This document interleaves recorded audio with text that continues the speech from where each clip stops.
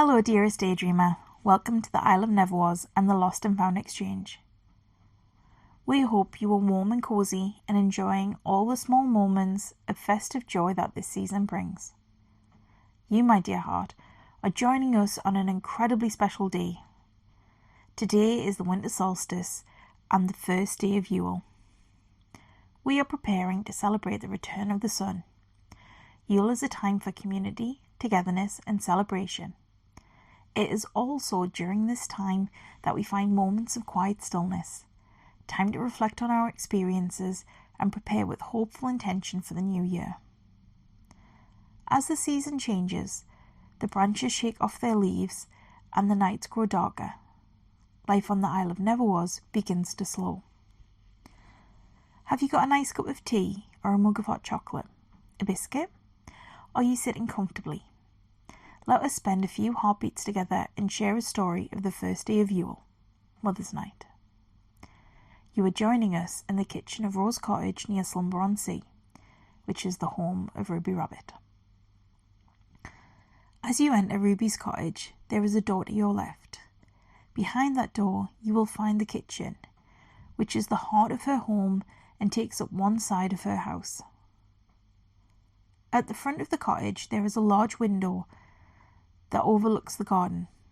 At the opposite end of the room is a grand picture window that overlooks the sea.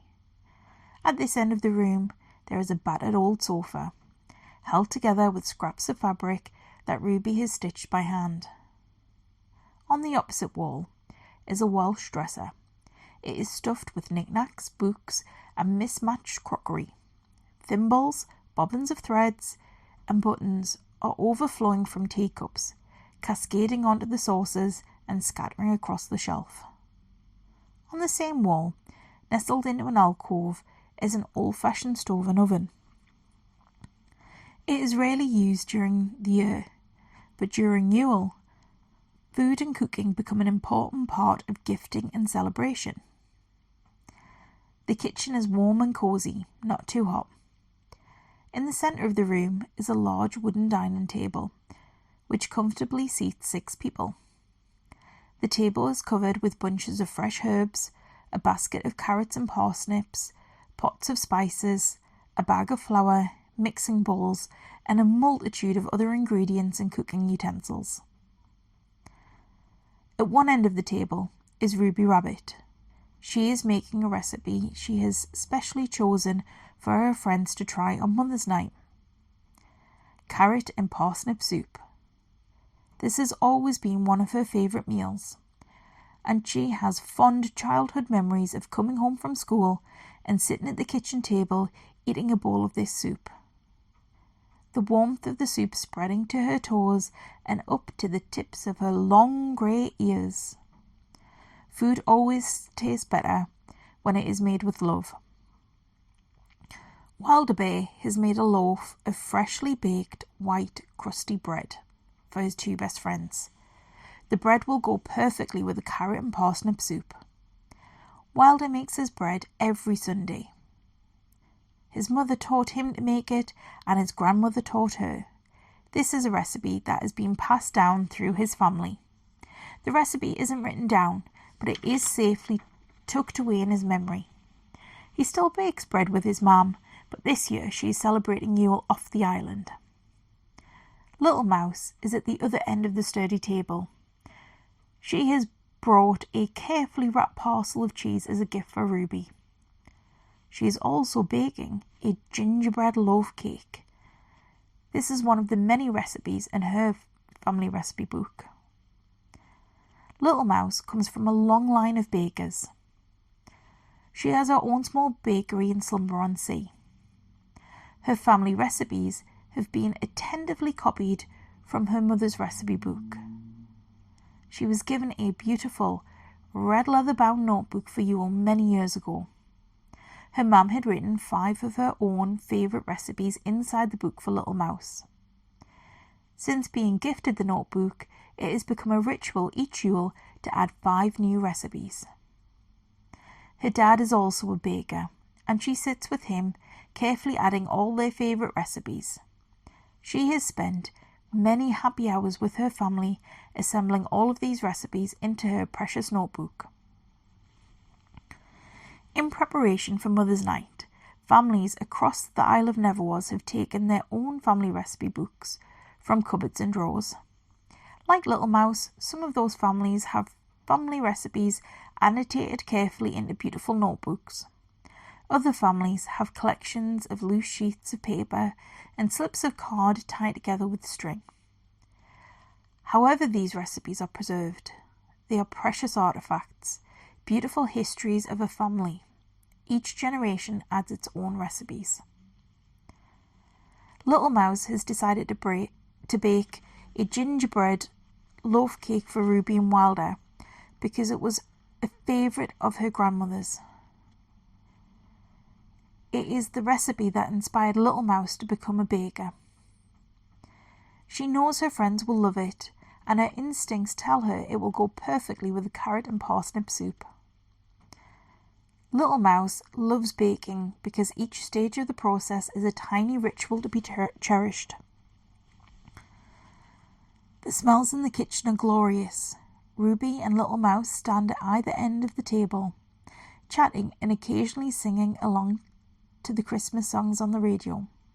Wilder Bear helps his friends by cleaning up pots and dishes in the kitchen sink. It is a cosy scene in the kitchen at Rose Cottage. As the remaining daylight slips away, they close the curtains against the darkness. The table, now clear of the remnants of baking and cooking, is being cleaned and set ready for their meal together. A white linen tablecloth now covers the large wooden table. Holly and ivy motifs have been neatly embroidered around the edge of the cloth. This was a gift from Ruby's mother last year for Yule. Handmade gifts are customary on the island. In the centre of the table, beeswax candles fragranced with orange and clover are arranged in old jam jars. The jars themselves are surrounded by sprigs of holly and pine cones. Wilder Bear was put in charge of table decorations this year, and he has outdone himself. The soup has been kept warm on top of the stove. The kitchen is filled with the scents of ginger and cinnamon. Doorstep slices of the loaf of bread have been placed in the oven for a few minutes to gently warm. What better way to eat soup than to dip freshly baked crusty bread into it? Melted butter dripping over fingers as you dip buttered chunks of bread into the creamy carrot and parsnip soup. The three friends sit around the table. The candles have been lit and they sit telling stories. Their bellies are full of soup, freshly baked bread, and slices of the best gingerbread loaf cake they have ever had. They nibble the cheese, eating slices of sharp, juicy red apple with caramelized onion chutney. They sit together through the night. The friends are cozy and warm in each other's company. The aroma of the orange and clove candles mingle with the ginger, spices, and scents of freshly baked bread that hang in the air. The sounds of their laughter and happy chatter fill the room, chasing the darkness away. Outside, the night sky is inky black. The stars are hidden behind a blanket of dark clouds that have been gathering all afternoon.